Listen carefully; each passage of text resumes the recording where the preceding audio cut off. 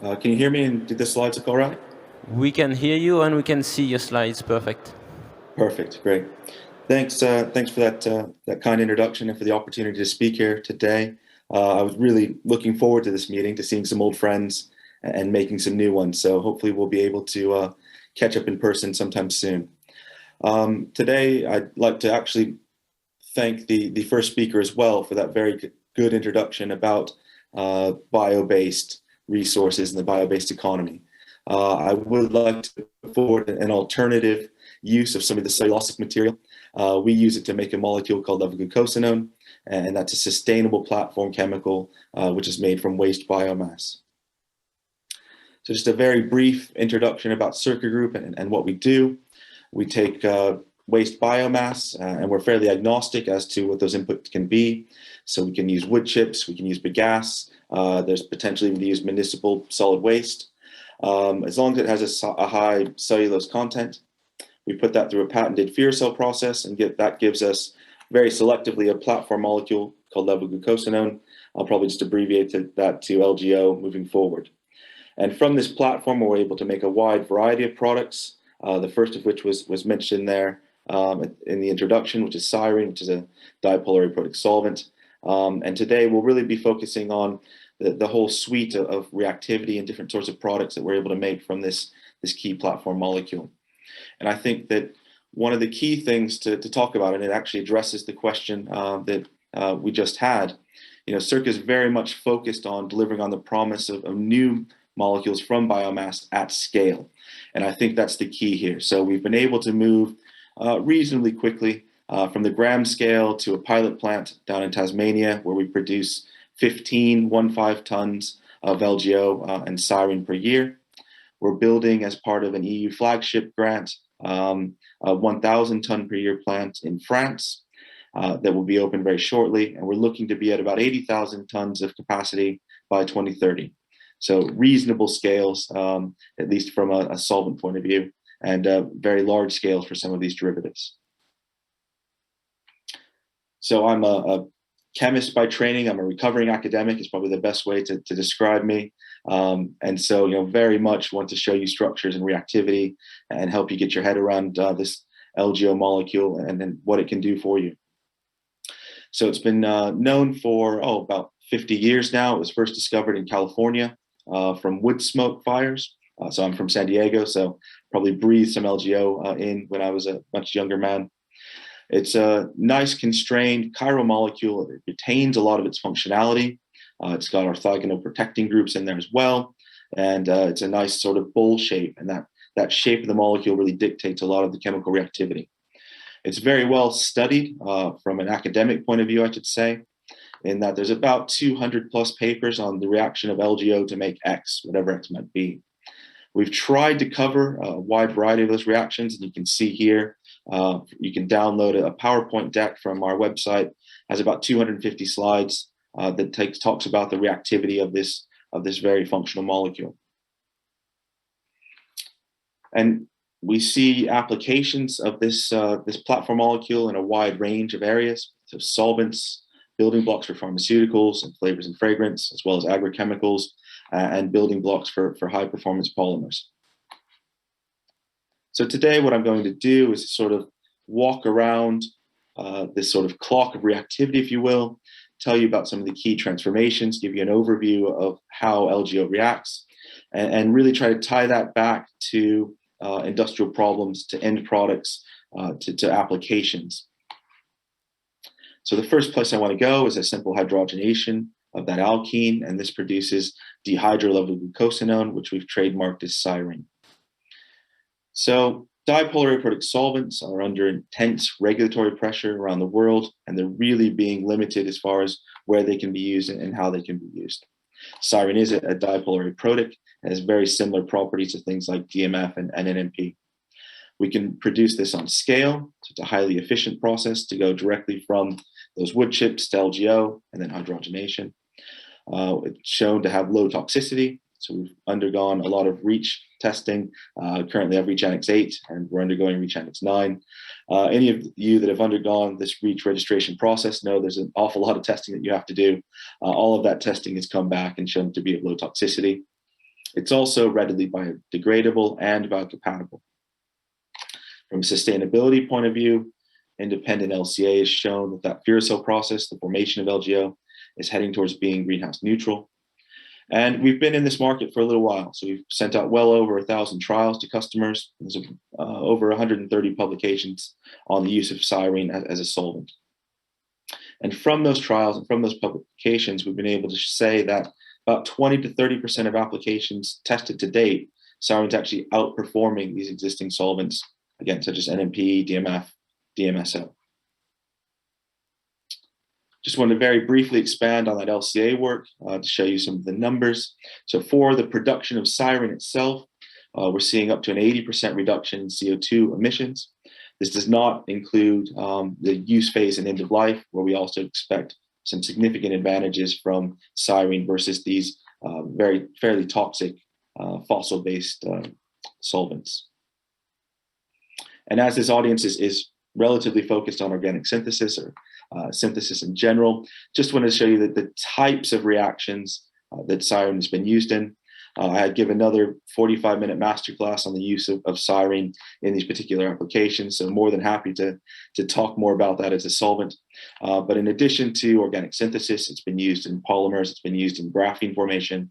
We're seeing it across a wide range of end use and applications. So moving around this reactivity clock a little bit, just want to talk about 1,4 addition, conjugate addition into the enone of that system. So the layout of these slides is fairly similar. These are directly from this PowerPoint overview deck that I talked about. So more than happy to send these slides to you for use, but all of these sort of chemistry slides can be downloaded directly from our website. So having a soft nucleophile in the presence of a base resulted in the expected conjugate addition of the nitrogen to give these bioactive derivatives of LGO. Similarly, with a soft sort of cuprate, it adds 1,4 as would be expected. And here, this Russian group was able to make a derivative of this thromboxane analog and had very interesting properties as well when they tested that versus the original molecule. And finally, again, a cuprate addition with a variety, in this case, methyl cuprate, led to Japanese tobacco being able to patent a range of new routes into these flavor and fragrance molecules. So from these last 3 examples, we've seen some of the key advantages of using LGO as a platform molecule. That is access to existing substrates, existing molecules in a more convenient fashion, the ability to make analogs of existing, in that case, drug molecules, as well as the ability to make novel molecules that may have biological activity or other properties of interest.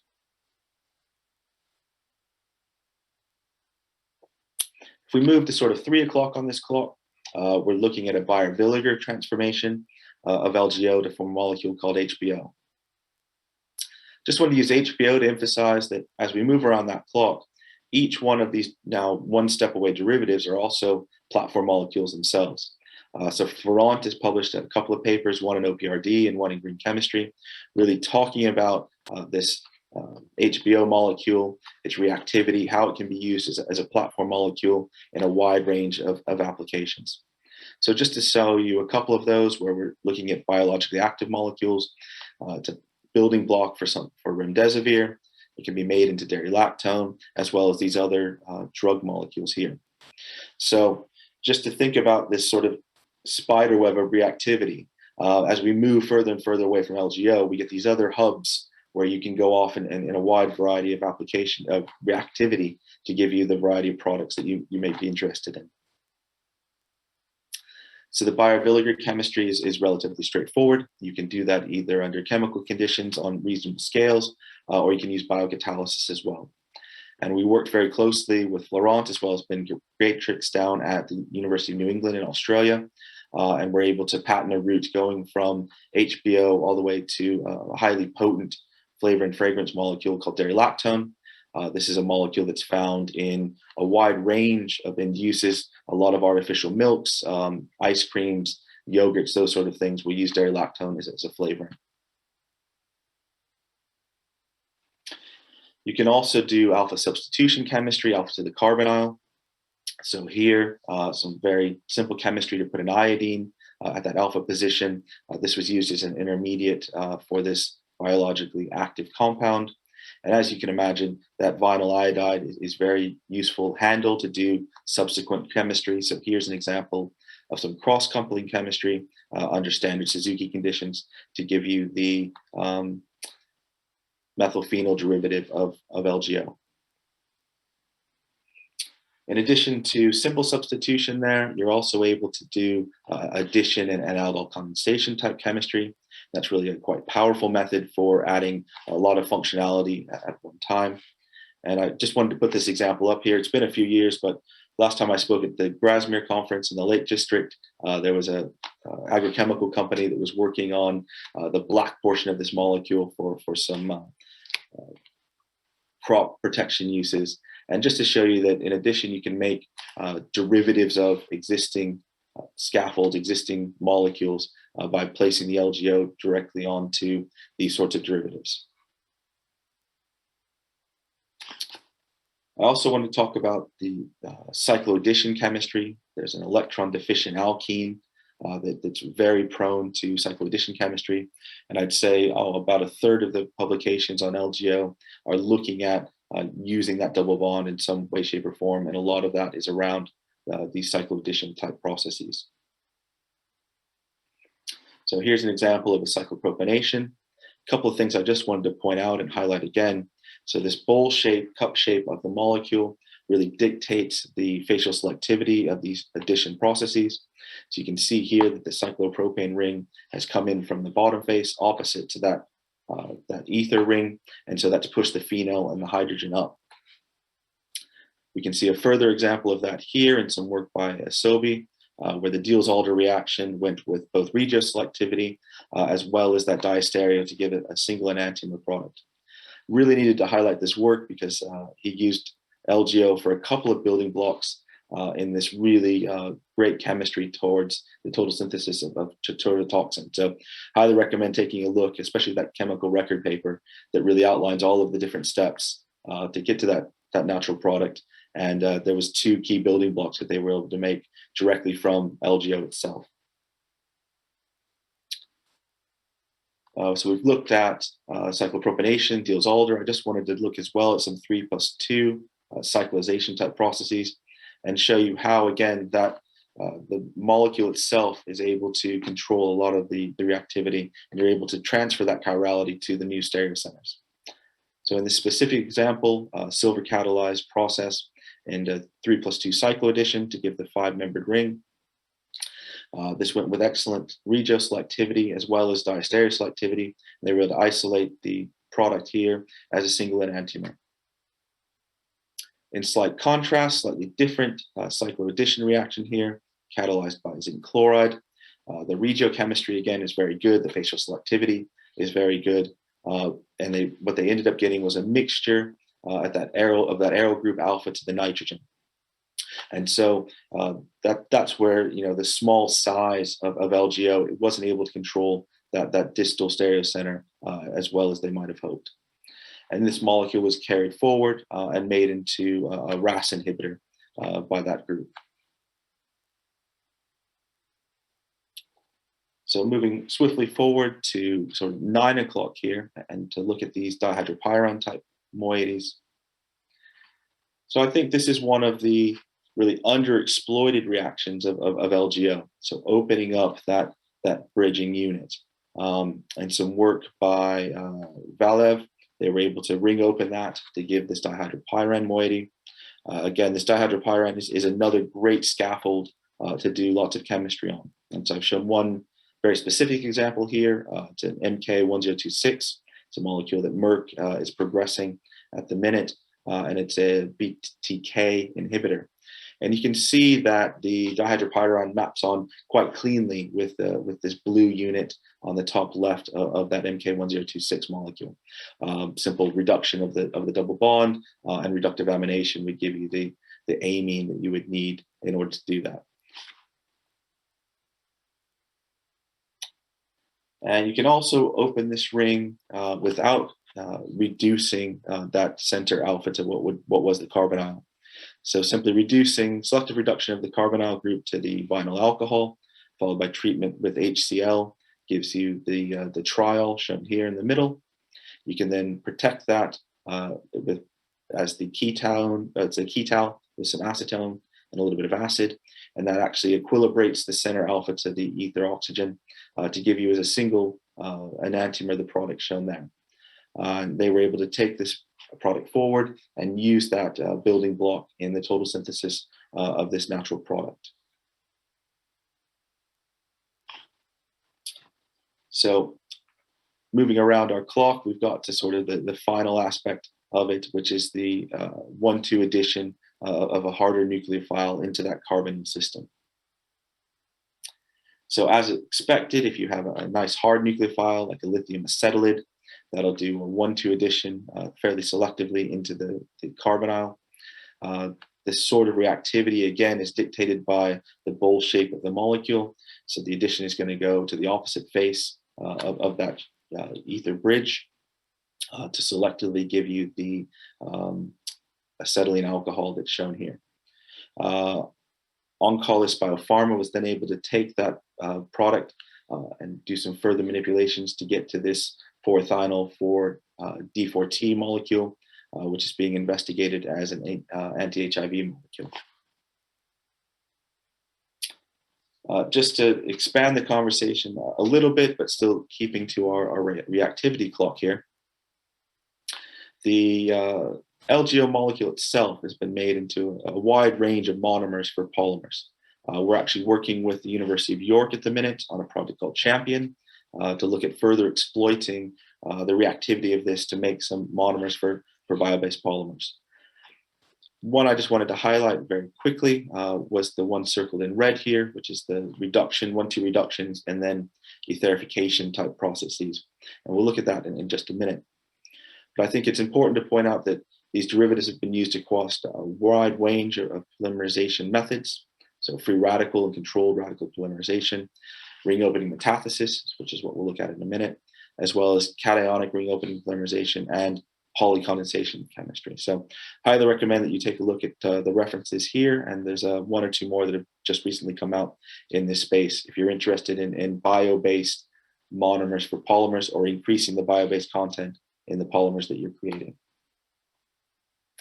So there's a series of papers that came out fairly recently in which they were able to first reduce that carbonyl moiety and then etherify if necessary to make a range of these substituted derivatized LGO molecules. So using fairly classical ruthenium Grubbs type catalysts, they were able to do ring opening polymerization to give a wide range of polymers exemplified by the structure here. I think what was very interesting around that, and as I learned more about polymer chemistry, is that they were able to really control the TG of those polymers depending on what the simple R group was and how that changed. And I thought that was really interesting in that you could make block copolymers, if you will. You could make a series of monomers or oligomers based on these LGO derivatives that had a certain TG. You could blend those into existing polymers, and you could really modify the functionality, the TG of the resultant polymer in that way. So I think these slight changes, which are fairly easy to do from a chemical perspective, led to really gross differences in the TG. And I thought that was an interesting thing that I wanted to highlight to you guys today. So we've sort of walked around that clock and talked about the basic chemical reactivity of LGO. I'd like to sort of expand the conversation just a little bit and tell you a little bit, a very brief story about how we see these LGO building blocks fitting into a specific application. In this case, building blocks for COVID-19 drugs. So we've talked about taking waste cellulose, waste biomass, putting it into the Furacell process to make LGO. That can be rapidly converted into ribonolactones. So that was a Baeyer-Villiger oxidation, followed by a dihydroxylation protocol. And this is one of the key intermediates that's used by Gilead in the production of remdesivir, which they've now called Velclary. Very similarly, there was about 30 other drugs under investigation during COVID-19 that contain a core that can be synthesizable from LGO. So one that's been in the news quite a lot lately is this MK4482.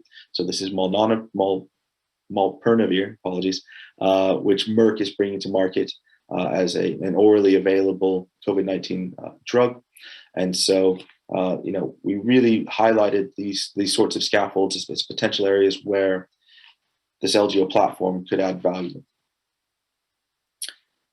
So expanding on that idea just a little bit, what LGO allows you to do is intercept existing protocols.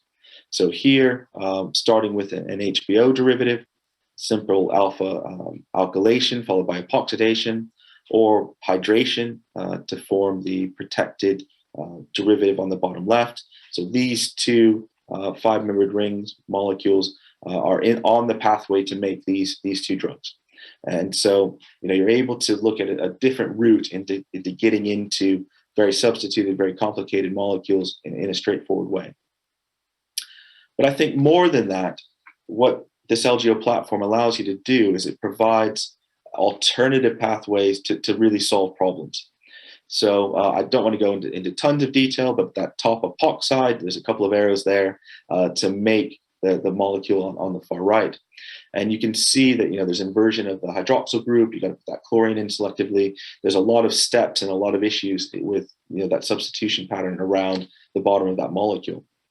So what building off an LGO platform allows you to do is provide an alternative route where you can do an addition alkylation type chemistry, similar to what we saw a little bit earlier. Alpha chlorination, where you're having control of that chlorination by that bridged, again, ether moiety should come in from the opposite face. And then simple biovinegar oxidation should give you the same intermediate that they were targeting in the molecule above. So what we've seen with LGO is the ability now to dissect a problem in a slightly different way and really solve a chemical problem in a manner that wasn't available before.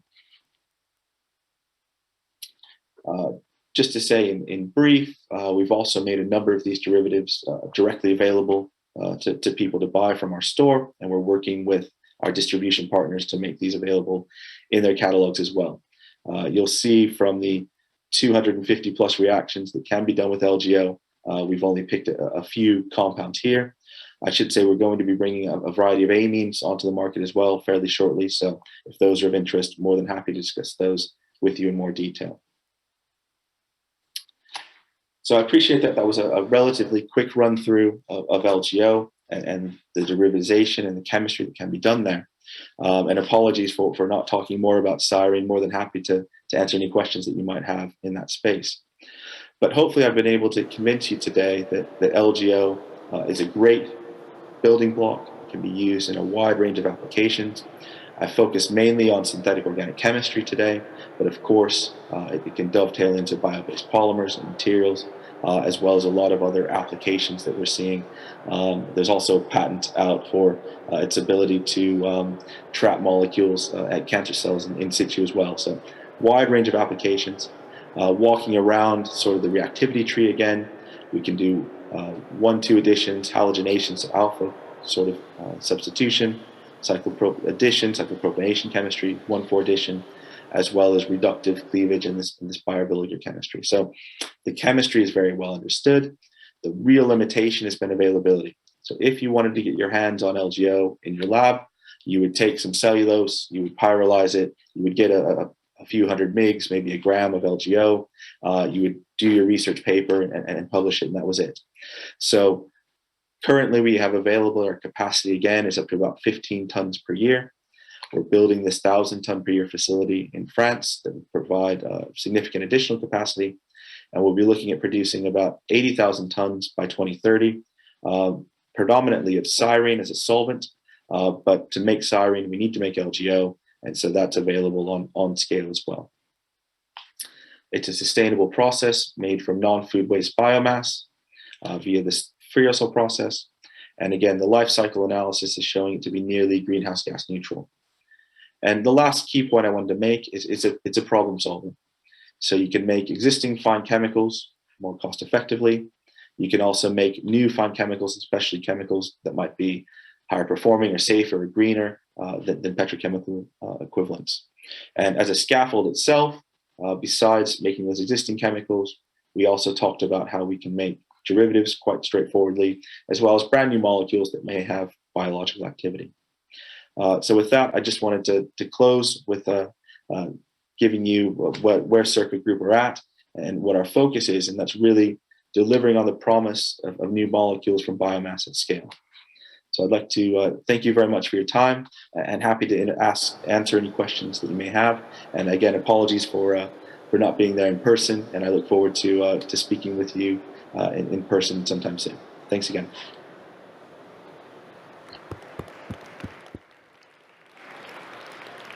Thank you, Jason. I hope you also heard the applause that you deserved. If you have some time, then maybe there are a couple of questions from the audience. Of course, yeah. I have one myself on Cyrene more specifically. I mean, with solvents in industry, something that is always a problem with solvents is the safety of it. I mean, what does Cyrene look like in terms of safety? You know, like the usual things, like the vapor pressure, the flash points, all those things. How does it look like? Yeah, excellent question. So I think there's two aspects of safety, right? So there's the toxicity, the worker safety for use, and there's sort of the safety, stability, scale up aspects of it. So for the low toxicity bit, it's a very safe solvent to use. The only hazard warning is it's a very mild irritant, which is much better than the alternatives with DMF and NMP. Apologies, there's a phone ringing which I can't answer, so sorry about that. But from a process use for use sort of idea, it's got a range of reactivity in which it's very useful. And so it's not very good at very strong pHs, so very acidic or very basic. It can do an aldol condensation with itself.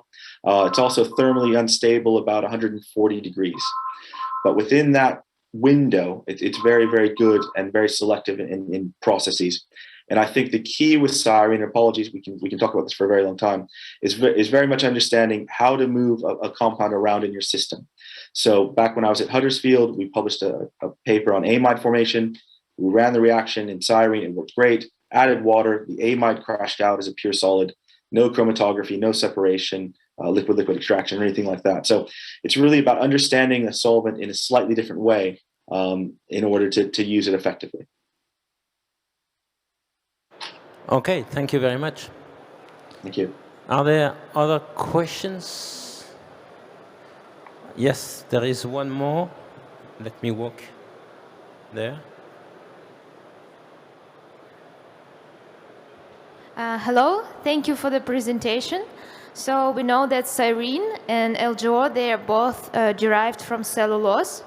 And we know that carbohydrate-derived molecules are very sensitive to acids. Can you please comment on sensitivity of the solvent to acids and bases? Sure. So Cyrene itself is sensitive to acids and bases. It undergoes an aldol condensation reaction.